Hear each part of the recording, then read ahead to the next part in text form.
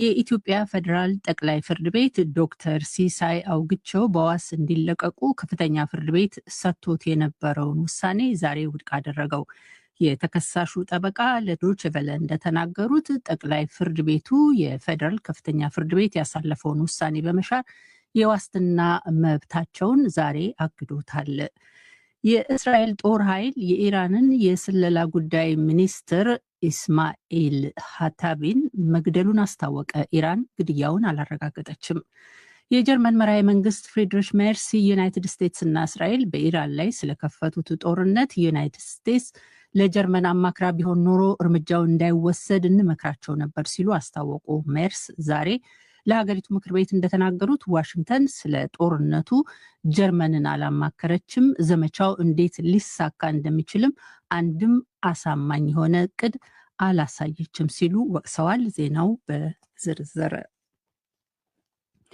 የኢትዮጵያ ፌደራል ጠቅላይ ፍርድ ቤት ዶክተር ሲሳይ አውግቸው በዋስ እንዲለቀቁ ከፍተኛ ፍርድ ቤት ሰጥቶት የነበረውን ውሳኔ ዛሬ ውድቅ አደረገው። የተከሳሽ ጠበቃ ለዶይቼ ቬለ እንደተናገሩት ጠቅላይ ፍርድ ቤቱ የፌደራል ከፍተኛ ፍርድ ቤት ሶስተኛ ምድብ ጸረ ሽብርና ህገ መንግስታዊ ችሎት ያሳለፈውን ውሳኔ በመሻር የዋስትና መብታቸውን ዛሬ አግዶታል ብለዋል። የተከሳሽ ጠበቆች ዶክተር ሲሳይ የተከሰሱበት አንቀጽ ዋስትና መጠየቅን ወደማያስከለክል በመዞሩ አዲስ ነገር ተከስቷል በሚል ይህንኑ ለፍርድ ቤቱ በጽሁፍ አስገብተው እንደነበረ ከተከሳሽ ጠበቆች መካከል አንዱ ጠበቃና የህግ አማካሪ ሰሎሞን ገዛኸኝ ተናግረዋል።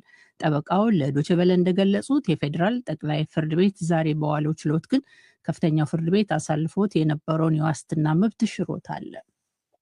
የተከሰሰበት የሽብር ወንጀል ነው።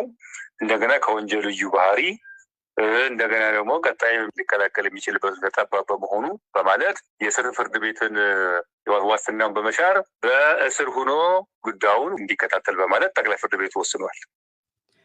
ፍርድ ቤቱ በሽብር ወንጀል ተከሰው በማረሚያ ቤት የሚገኙት ዶክተር ሲሳይ አውግቸው የካቲት 16 ቀን 2018 ዓ.ም በ100,000 ብር ዋስትና እንዲፈቱ ብይን የሰጠ ቢሆንም በወቅቱ ከማረሚያ ቤት ሲወጡ በፖሊስ ቁጥጥር ስር ውለው ነበረ። በዚሁ መዝገብ ስር ተከሰው በስር ላይ የሚገኙት ገነት አስማማውና መስከረም አበራ እንዲሁም በሌላኛው የክስ መዝገብ ተመሳሳይ የሽብር ክስ የቀረበባቸው የአማራ ክልል ምክር ቤት አባል የሆኑት አቶ ዮሐንስ ቦያለው በጠና ህመም ላይ መሆናቸውን ጠበቃቸው ሰሎሞን ገዛኸኝ ተናግረዋል።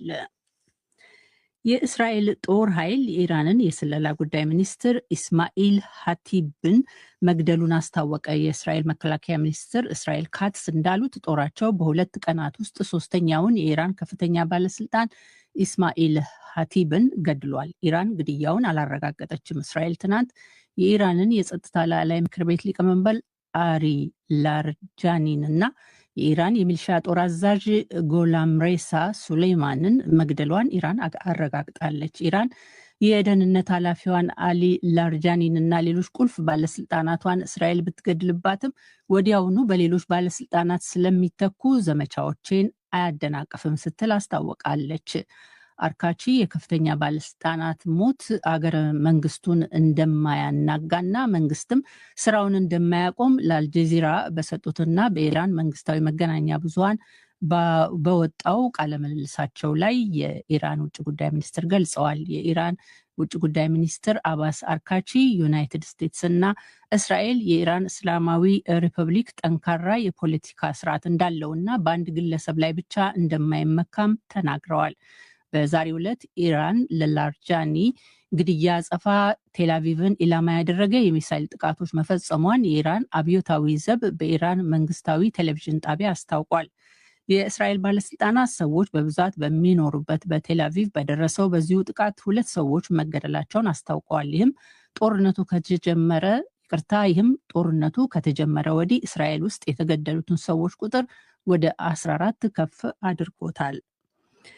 የእስራኤልና ዩናይትድ ስቴትስ ጦር ኃይላት ዛሬም ለ18ኛ ቀን የተለያዩ የኢራን ከተማና መንደሮችን ደብድበዋል። የእስራኤል ጦር ከኢራን በተጨማሪ ደቡባዊ ሊባኖስንና ርዕሰ ከተማ ቤይሩትን መደብደቡን ቀጥሏል። በዛሬው ድብደባ የሂዝቦላ ቴሌቪዥን ጣቢያ አንድ ኃላፊና ባለቤቱን ጨምሮ 8 ሰዎች መገደላቸውን የሊባኖስ የጤና ሚኒስቴር አስታውቋል። ኢራንና ሂዝቡላህና ኢራቅ ውስጥ የሸመቁ የተለያዩ አፍቃሪ ኢራን አማጽያን እስራኤልን በባግዳድ የዩናይትድ ስቴትስ ኤምባሲን ጨምሮ በፋርስ ባህረ ሰላጤ ሀገራት ውስጥ የሚገኙ የዩናይትድ ስቴትስ ተቋማትን ደብድበዋል። በዛሬው ድብደባ ቴልአቪቭ አጠገብ ቢያንስ 2 ሰዎች መገደላቸውን የአሜሪካ ዜና አገልግሎት ኤፒ ዘግቧል። እስራኤል የጦር ኃይሏ የኢራን እስላማዊ ሪፐብሊክ ከፍተኛ ባለስልጣናትን እንዲገድል መፍቀዷን አሳወቀች። የጦር ኃይሏ ማናቸውንም የኢራን እስላማዊ ሪፐብሊክ ከፍተኛ ባለስልጣን የመግደል ስልጣን እንደተሰጠው የእስራኤል መከላከያ ሚኒስትር ተናግረዋል። መከላከያ ሚኒስትር እስራኤል ካትስ እሳቸውና ጠቅላይ ሚኒስትር ቤንያሚን ነታንያሁ የእስራኤል የመከላከያ ኃይል ተጨማሪ ፈቃድ ሳያስፈልገው የስለላና የአሰራር ክበቡ የተዘጋበትን ማንኛውንም ከፍተኛ የኢራን ባለስልጣን እንዲያስወግድ ፈቅደናል ሲሉ ተናግረዋል። ሁሉንም ማደናቀፍና ማጥቃታችንንም እንቀጥላለንም ብለዋል። ይህ ዶይቼ ቬለ ዲደብሊው ነው። የጀርመን መራሄ መንግስት ፍሬድሪሽ ሜርስ ዩናይትድ ስቴትስ እና እስራኤል በኢራን ላይ ስለከፈቱት ጦርነት ዩናይትድ ስቴትስ አማክራቸው ቢሆን ኖሮ ይህ እርምጃ እንዳይወሰድ እንመክራቸው ነበር ሲሉ አስታወቁ። ለጀርመን ምክር ቤት አባላት ዛሬ ባደረጉት ንግግር እስራኤልና ዩናይትድ ስቴትስ ኢራን የወደፊት ስጋት እንዳትሆን የያዙትን ግብ እንጋራለን ያሉት ሜርስ የኢራን አገዛዝ ለዓመታት ሕጎችን መጣሱን በዓለም ላይም ሽብርን ማስፋፋቱንና አካባቢውንም ማናጋቱን ገልጸዋል። ይሁንና አሁንም ስለ ጦርነቱ ብዙ ጥያቄዎች አሉን ሲሉ የተናገሩት ሜርስ አሜሪካንና እስራኤል ይህ ዘመቻ እንዴት ሊሳካ እንደሚችል አንድም አሳማኝ የሆነ እቅድ አላሳዩም ሲሉ ወቅሰዋል።